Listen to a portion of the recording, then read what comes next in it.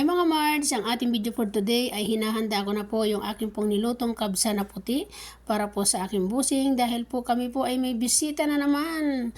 Ang inyong pong lingkod ay pagod na naman. Anong oras na naman kaya kami matutulog? So, tinatransfer ko na po yung niluto ko sa isang banyerang malaki o malaking plato po. So, dyan po ko nilalagay ang aking pong niluluto. So, sana po ay nagustuhan nyo ang ating video for today. Maraming salamat po sa mga nagsusupport sa aking video. Sana po huwag kayong magsasawa ng aking pong mga ginagawang content dito po sa Middle East. So ito lang po ang aming tanging paraan para po kami kahit papano ay maibsan ang aming pagod sa aming pong mga ginagawa. Sa mga supporter ko dyan, maraming pong salamat. So ayan na po, inaayos na po natin ang ating pong nilutong kabsa. Ayan po, nilalagay na ng kasama ko yung mga manok na niluto.